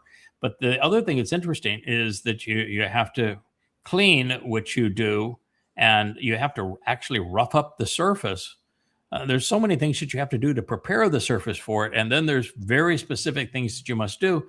And you must realize that while a dark surface, like for a swimming pool, will make the pool warmer for you, you can't use it because it gets warm, and then you've got a real problem with your chlorination. And Mm-hmm. water flow and chlorination, we use mostly salt pools here, but you put in the salt and they have a chlorinator that turns that salt into chlorine. You're constantly measuring the pH of the water and the chemical balance of that water. If that water gets out of sync for any period of time, or your filtration systems fail, or your chlorinization systems fail, I mean, even with white surfaces, I mean, it will turn into an algae pool in a hurry. And once once it does, you're in real trouble, because the algae actually goes into the pores and you can't get it out. And it just comes back and back and back. And so there's a whole science that goes into it. And I can tell you that I read countless documents, because I wanted to get it right. And I was building this myself as the contractor. You really have to pay attention to what you're doing. Yeah, when I saw even the tiles that you use, I used marble in my tiles. You have to have an epoxy set up as a grout because of what you're dealing with.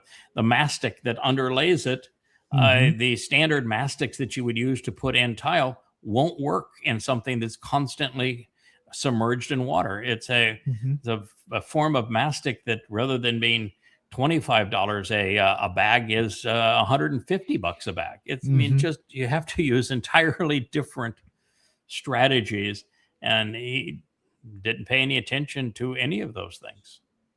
When I saw the pictures of people working in this pool, back of my mind was there were two things they were doing wrong, and this was never going to work. The first one is I never saw any prep. There was no prep work. There was no cleaning of the surface. There was no muriatic acid etching of the surface, making it porous for whatever material. And the second thing is they're out there with rollers. And I'm like, I have never seen. Now, you want to get vertical surfaces, you can roll it on. But man, if that was me, I'm out there with dump and squeegees. So that stuff goes on thick and just squeeging like you would a parking lot. You know? And I would, the muriatic acid is important, but even before then, you need to sandblast it. That's old concrete. You need to sandblast it first. Then you need to use muriatic acid. And then you do not put on your color coat. You have to have many layers of substrate before you even attempt to put on your color coat. I've got a home here that we remodeled, and there are parts of exterior walls that we left. And I noticed that the paint was peeling in sheets on some of those. And you don't just go back and strip the paint off and paint it again. No, I mean, the wall prep concrete's really tricky material. And it's far more about the adhesion of the primer than it is the adhesion of the paint. And I didn't see them using any of that kind of stuff. This was the clown show. For $7 million, me and Bankson could have got out there and painted that sucker. I said, we'd have done it for half price. $7 million. I think it was 14, but that's what I'm saying. Yeah. $14 million that they paid for that paint job that didn't work. Yes. And they're still bringing in river water. That's peeling. Why they got algae. Yeah. And I think they are using river water, which you can't use either. I mean, I know that our first 4 truckloads of water, I used distilled water until I knew that the pool had the proper defenses and all of the chlorinating systems were working properly. We filled the pool with distilled water, not even well water. Water is a really touchy thing. It is prone to create life if you don't work very hard at it not doing so. Yeah, water has life in it regardless. I mean, there's horror stories of people using neti pots, nasal lavage, and using well water, and they get brain amoebas from well water. And it's like, come on, people, this is not. Anyway, so I enjoyed reading Ruth, which you posted on the Audio Chat yesterday. That's where I spent the back half of my Sunday. Some wonderful insights in there. Yeah, we can get rid of the Trump thing here, and we'll talk a little bit about Ruth. Later today, I will. That one's fine right there. But in fact, it's tied in with Ruth. I have written almost 30,000 pages, probably more than 30,000 pages now. Been doing it for 25 years. I've translated the majority of the Torah, prophets, and Psalms over that period of time from the oldest extant documents. And I've come to appreciate that the story of which all of God's message to his people revolves around is one that I had never translated before.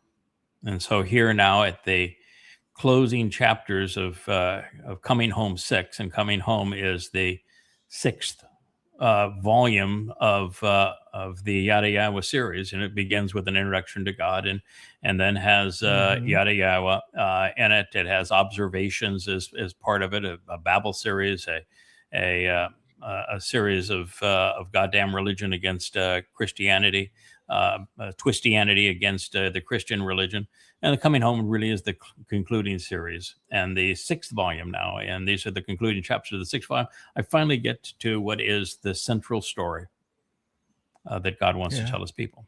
It's the ultimate love story. In fact, it's really the only love story in the Torah, prophets, and Psalms. It has the two most interesting characters, and every word of it is prophetic. And so I finally get to Ruth after all this time, and part of it is that I don't think I ever could have represented it correctly. There's too much to it that you would never see. In fact, I remember reading the Chabad, the Jewish rabbinical analysis of it, and it's not only that they're wrong; they're comical, and they're wrong about everything pursuant to the story of Ruth. And so the first thing I did, and I've devoted this weekend to it. So the first thing I did, all on the first half, all day on Saturday and the first half of Sunday, is all I'm doing is translating. I'm not writing a single comment. I'm thinking, oh, okay, that's interesting. It's an interesting word there. I see that's okay. I can probably make an explanation about that, but I'm not, because I'm not coming up with anything that is just jaw-dropping, transformational. This is going to be the conclusion of the last book that I may write on behalf of Yahweh, at least during this particular phase of our lives. And so I'm just saying, well, I'm going to keep on translating until I find the hook. There's got to be a hook in this place, someplace. There's something in here that's going to jump out and say, I'm the story. I just keep on doing it, translating, and it's tough. This is written by somebody that's really clever in their communication skills. It's not the Torah, for example, is easy to translate. This was much more difficult, and I'm pressing on, and we finally have Naomi going into a verbose mode. And what she says is tragically wrong. So it's troubling that, this is a story where Naomi, who is the mother-in-law of Ruth, plays a really important role in this story. And it's tragic to see her saying things that are really counterproductive.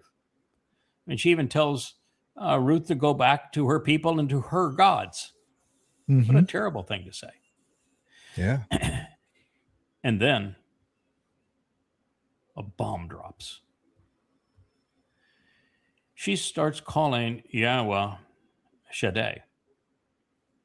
And I decided I would go back and see if I could justify my previous analysis of Shaddai as efficient and sufficient. Sufficient. One who's sufficient and provides enough. And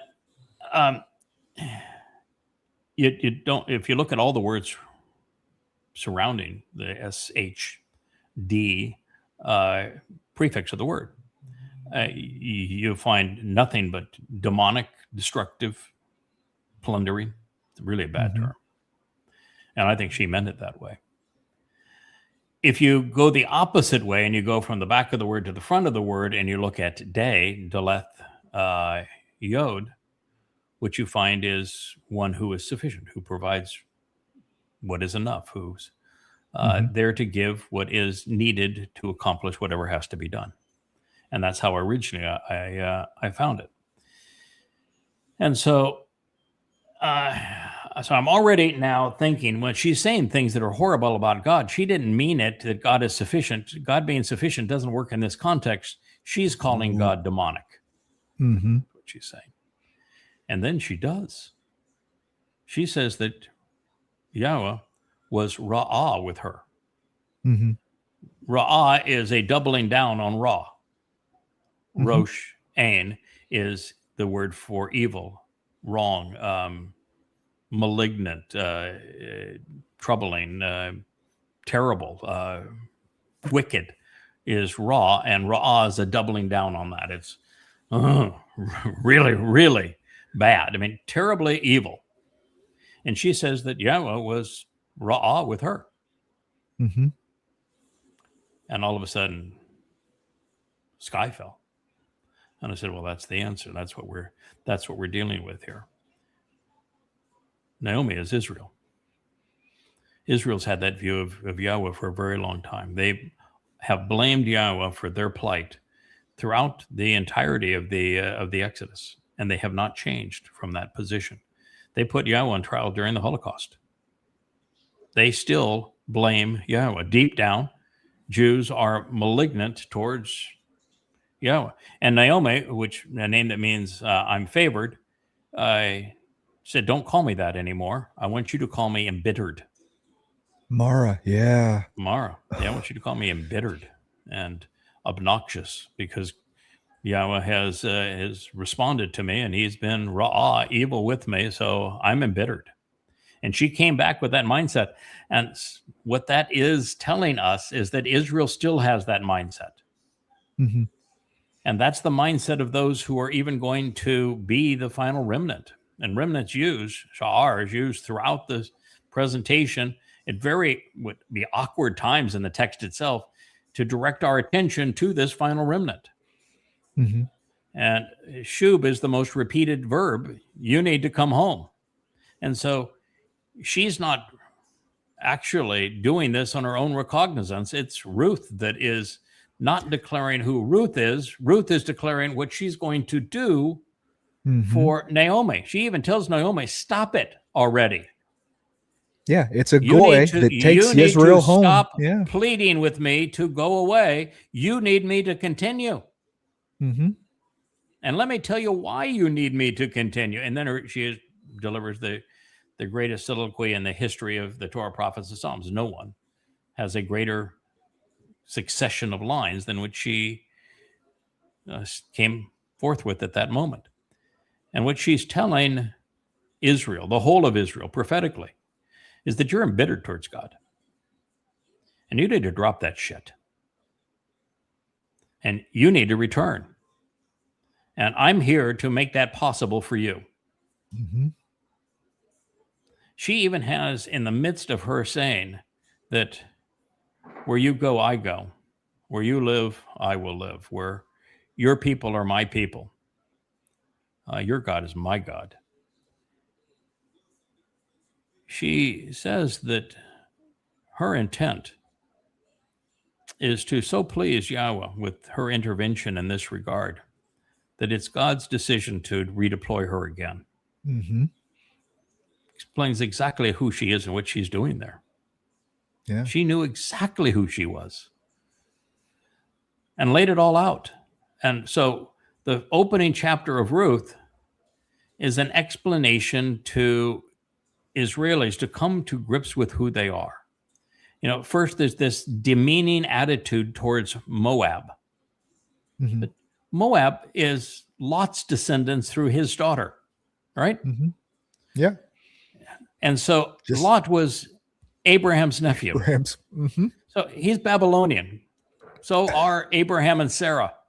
They are related. They are the same ethnicity. To thumb your nose at Moab, which is the propensity of Jews even to this day to do, saying that, you know, this was a Moabite woman that was leaving paganism and coming to Judaism is utter nonsense. Mm-hmm. She knew Yahweh far better than Naomi did. I'll tell you, that's for sure. And she is the same ethnicity. They are the same ethnicity. The same thing is true with Edom. It's from Esau, and Esau was Jacob's brother. Mm-hmm. So they're belly aching and trying to make themselves superior ethnically to people who are their twins. Yeah. And they have this horrible, embittered attitude toward Yahweh. And the story is, you need to drop that attitude, and you need to come home, and you need to understand who the people are that are the most influential in making that possible for you, because you can't figure it out on your own. You clearly are so far gone, you cannot figure this out on your own. You can't give it up. You can't return and be restored on your own. You need somebody from the outside to get your attention and to do what's necessary so that it's even possible for you to come home and become favored again. It's a complete repudiation of Judaism and of ethnic Jewish superiority, and a return to Yahweh and a dropping of the rubbish. And then, she arrives finally in Bethlehem, which is both the house of bread and the home of conflict. Mm-hmm. And that, of course, we're told is in Yahud, which is Yahweh and Dod. It's a blend of both names, even before Dod officially existed under that name. And the first thing, now that Naomi is there, she settles into what her name represents and into being favored again. And the first thing that she pronounces is that she knows Yada. And she knows that Yada is Boaz. And she knows exactly who Boaz is. And the introduction to Boaz is the most magnificent thing found anywhere in the Torah and prophets. What's so surprising is I looked at all my lexicons. Not a single one of them understood the name Boaz. Not a single one of them. You can go to other sites that, are not messed up in religion, and they know that Boaz just happens to be written incorrectly. It's actually Ba-Oz. Ba means with, and Oz is strength, power. It's the strongest word that Hebrew has for unassailable as an individual. But he's also child. And that word is the strongest word that probably is in the Hebrew language for someone that's invincible. And that's not enough. He's also a Gabor. And so, and he's Yada. And it goes through the definition of this man's character. And it'll blow you away to hear what in an inspired text they have to say about this fellow Boaz. And in the next line, Ruth says, I'm going after him. Now, she doesn't say him specifically. There's this introduction to Boaz. She knows that he is the primary influence, and he's the largest landowner. He is the official, unofficial mayor, if you will. He is with Bethlehem being the heart of Yehudah at that moment, and Yehudah being the heart of what wasn't even a developed Israel at that time. This is the time of the judges. Boaz is the single most influential man of all Yehud, of all Israelites. And he is there as the richest, most honorable fellow in Bethlehem. And she arrives there, and her first thing is, I'm going to his fields. I'm going after him.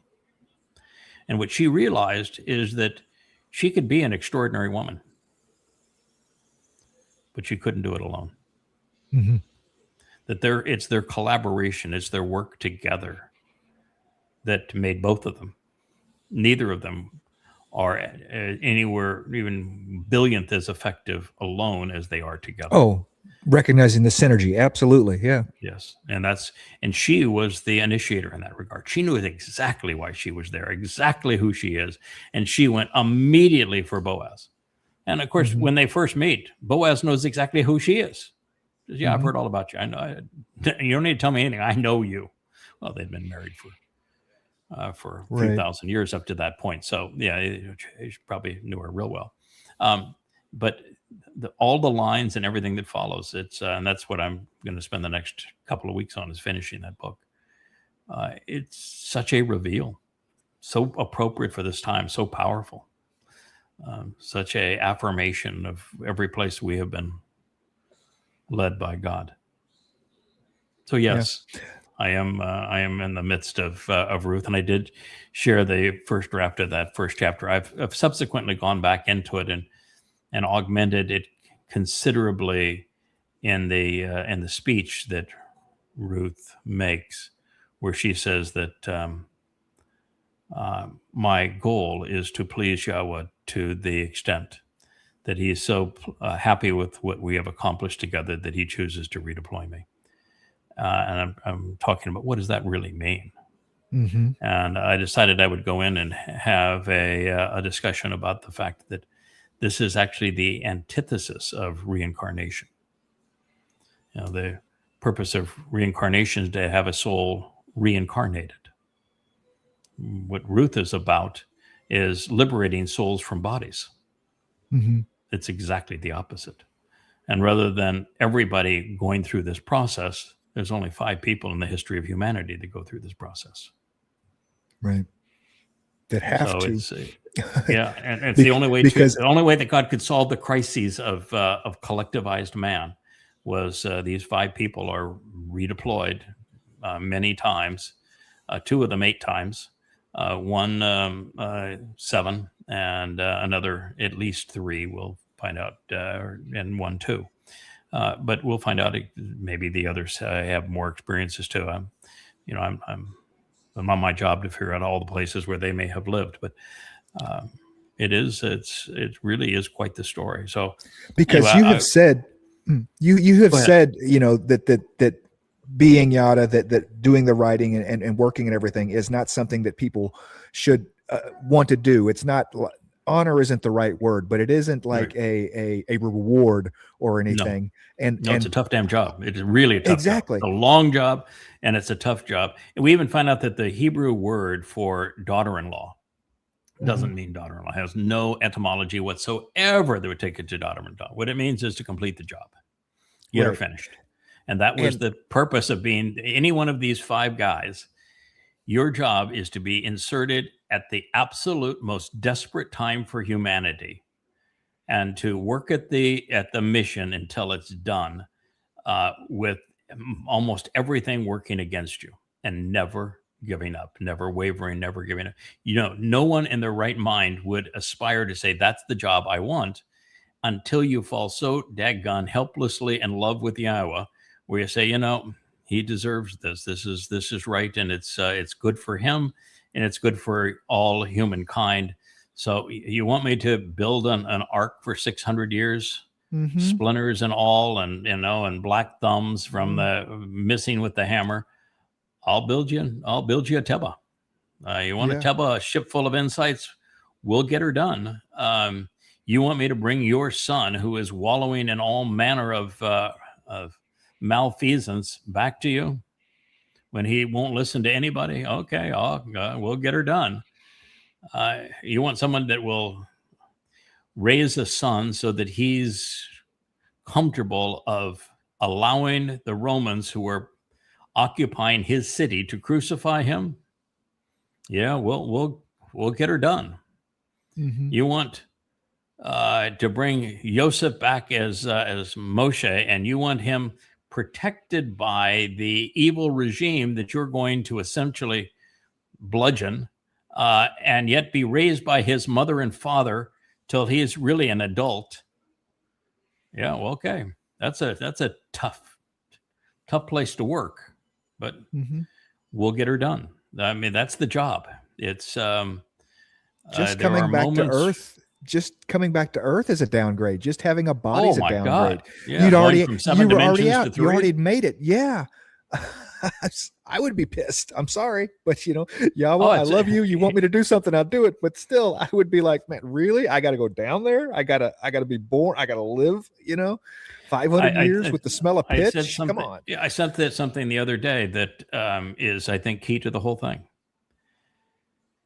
Is that we all, each of the 5 of us, knew Yahweh before we were born, 6,000 years ago. We all recognized what he wanted to achieve. We all agreed with what he wanted to achieve. We all knew how difficult it was going to be to achieve it. And we just simply bought in. And when we are deployed, well, technically we have free will. We just don't use it. I stopped using free will a long time ago. You just finally say, consider me an implement of your will in this regard. This is a tough damn job, and I know you're enabling it to happen, and we're going to get it done together. And I think that's basically what you have to do. You can't go in with the idea 7 dimensions is really cool. Don't send me back to 3 to work this through, because that's really, now that I've experienced 7, that's really unfair. You can't do that.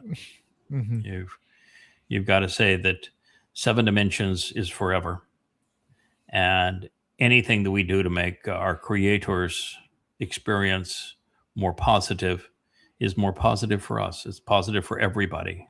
And so you lock yourself into that role. I know I'm watching now as we had to deal with the 31st Mashal and came to recognize who wrote it and who it was written about. That Leah, when she was first confronted with, "You're not anonymous, sweetheart, and this isn't your first go," that it is really hard. It's really hard, because what you know is that by being written into the story, not only is the responsibility level go up, but so do the attacks. And it's tough.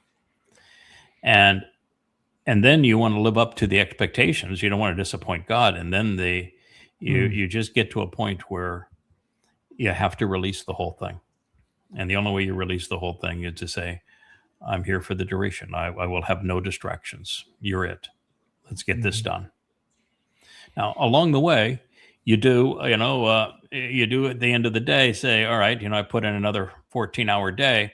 I'm going to go to sleep dreaming of the ways that we're going to vacation during this 1,000 years before, we're all released to 7 dimensions, because you do crave the you crave the release from it. It's a lot. The rest. The Absolutely. rest. Yeah, you're not so much rest. I don't like rest. I don't think I would pick people that like rest. I don't think there is any rest. I just think there isn't. There's times of just enjoyment and not the constant grind of overcoming, of performing, of. Now, I'm not want to paint this as anything that it isn't. Like this weekend of long hours was really enjoyable. To know that you're the first person to see this correctly, and then to be able to share it and say, even though it was just an initial, I haven't even done my first read through, so this is really raw. I know I can share it with people that are in a position that they'll appreciate it, and we'll all grow as a result of it. And so that is you're writing commentary on things that you're the first person in human history to see it. And that's very uplifting. It's very enjoyable knowing that this is going to transform many lives, and you're able to appreciate the other players in the story and what they represent. So it's quite an experience. But I can tell you could never have translated and written commentary on Ruth until you've been through it. Like here, they were talking about Methuselah and Enoch. There was no Enoch; it was a Chinook. Is his name? I don't know how they got. Can you imagine Chinook? It's a CH and it ends with a K, and there's an O in the middle of it. I mean, How did they get Enoch out of Chinook? Exactly. Where does the E Right. even come? Yeah, it's a CH, ANOWK, Chinook. And Chinook is an important name. It tells you who he is, that he was trained and deployed by Yahweh, trained and deployed, which means before you see Chinook, he's up there with the Creator. There's a very significant possibility that these 5 souls are the we and Elohim. Going back from the beginning, they're not gods, but that God began with, these are the kind of souls that I want to work with, and let's create this opportunity for there to be many more, and I'll deploy you guys along the way to get this done. But whether or not that's true or not, we'll find out soon enough. But Chinook is the second along the way. He's not even the first. First is Adam. But Chinook is put in place. There's 2 Chinooks, by the way, first and second Chinook. First Chinook is Adam's grandson. And he creates a city of refuge to protect Adam. And then after his passing, we have second Chinook, who is in the proper line through Seth. And he is the father of Methuselah, which means that his wife is the mother of the longest lived human. And we see them, then Chinook was taken before he is redeployed again. He didn't get to spend much time in Shamayim at that point. He's redeployed as Noach. And Adam is redeployed as Shem. And the story just goes on and on. The mother and father of Moshe, same characters. And then we meet them in the most glorious story in the midst of the whole story of stories is of Ruth and Boaz. And you come to realize why Boaz's name is on the left or north column of the temple. Yeah, because his contribution is extraordinary. 2 trees. Extraordinary. 2 trees, man, on either side of that menorah, and 2 trees in the garden, and they both have their function. And there's 2 luminaries, and God's pretty clear with the story. It's just surprising to me that no one ever figured it out, and maybe the reason is that it didn't need to be known until there was a reason to tell it, and that he thought, maybe I'll let the fellow that is the one reflecting the other fellow's light be the one that tells it, because that's really his job, is to tell it. So why take away the mission that I have given to him? And then he gets to be the person that explains who Boaz is and who Ruth is. It's pretty cool story. I have a question. It's more of a curiosity than anything else. And Ruth, this idea that Ruth is telling, that Naomi is telling Oprah and Ruth, go back to the houses of your mothers, she says. Right. That was an odd phrase for me, because I don't believe I've ever heard it used that. It's always go to your father's house of your father. Back to the I know, it was just a curiosity. I think part of that is that they as childless widows, their fathers would essentially disown them. They were women, and in the world of yesterday, women had no rights. Second, they were widowed women whose husbands had passed away. That's even worse. And they were widowed women without children. So barren at that point. They were 0 for 3. And so they would really have not even had a father's house to go back to, not in that world. And so, maybe your mothers will take you. But it's not just go back to your mother's house, go back to your mother's gods. Gods, right. What in the world was she thinking? What a terrible thing to say. She was bitter. Yes. You can give her some credence for being bitter. She had left Yehuda and she went to Moab.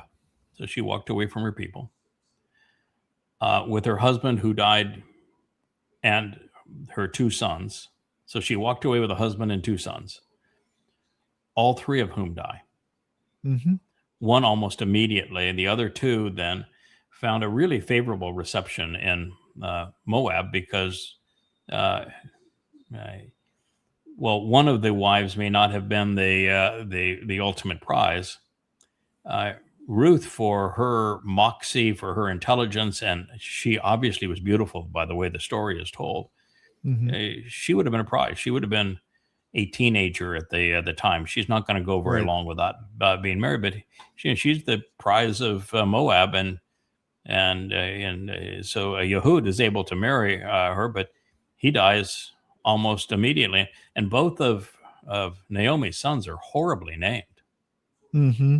You know, Yeah. they're just tragic names, and so she's not much of a mother.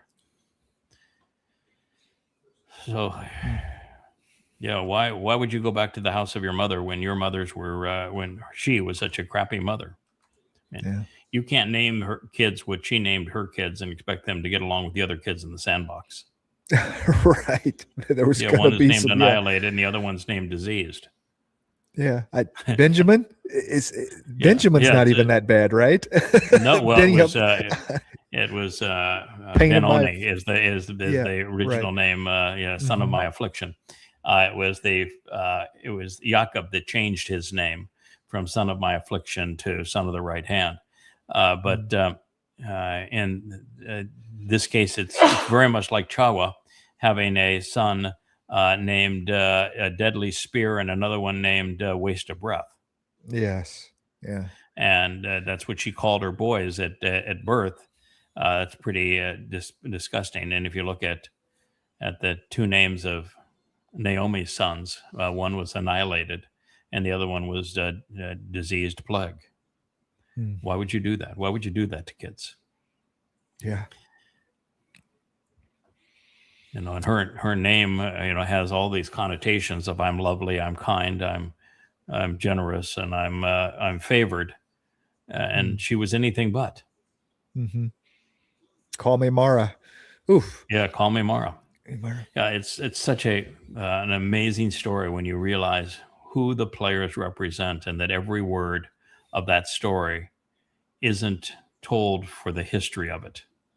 Mhm. It's shared for the prophecy of it. And that's what we have found with the entire Torah is, you go through Numbers, which people don't even bother to read. And the story is one prophetic history after another, history of events that played out and were chronicled that way to be prophetic of the future.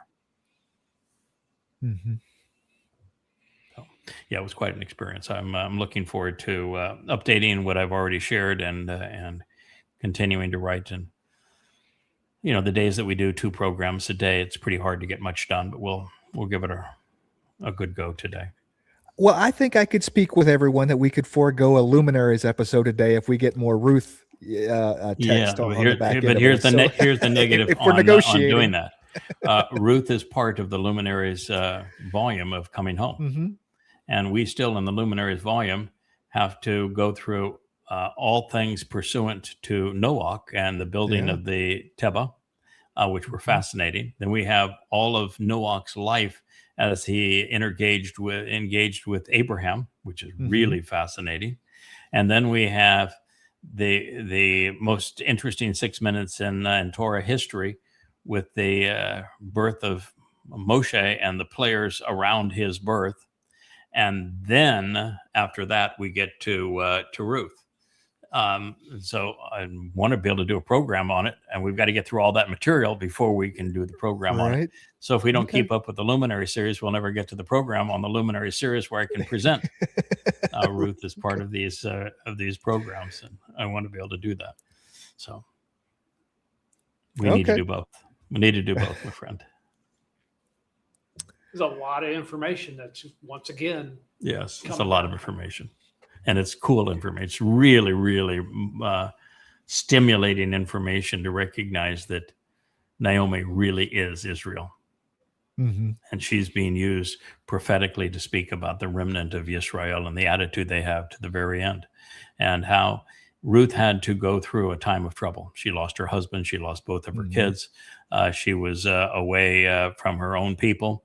It took that kind of trouble where she just constantly got more and more embittered before she finally wore down. And even then, she couldn't get the job done herself. To come back home, she had to have an outsider in Ruth. And so this is like Israel, the time of trouble, and all of the trouble they've had over the 3,400, 500 years prior to that. They have to go through all of this. And even so, it's going to take an outsider to bring them back. Yeah. It's the story of Naomi being Israel. Fascinating stuff. Yeah, it is. All right, my friend. Was fun. Chinook, see you later, pal. Look forward to. I wonder if you get to chit chat with the former selves. I wonder if you get to have the former selves. Yeah, it's silly. No, of course not. The reason No, for that is there's no chit chat, but you get the full memory McGillicuddy. I mean, you get the full memory of Sure. what it was like to be in that life. You don't get the discussion with Chinook and Noach, for example, because it'd be with yourself. The bodies they occupied were immaterial to all of this, and that's part of the message here: is that the body you're occupying is immaterial to all of this. It's your soul that is used and can be deployed in these ways.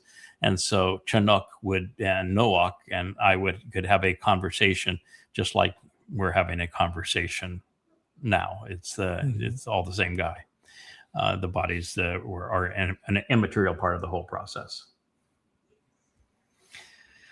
All right. Thank you, everyone. Thank you, Rich, for producing this show. Thank you, Kevin, for walking us through an interesting presentation of vlogs as we do the vlog on the vlog, and for turning the program here in the end to my beloved Ruth as we pursue the greatest love story ever told by God.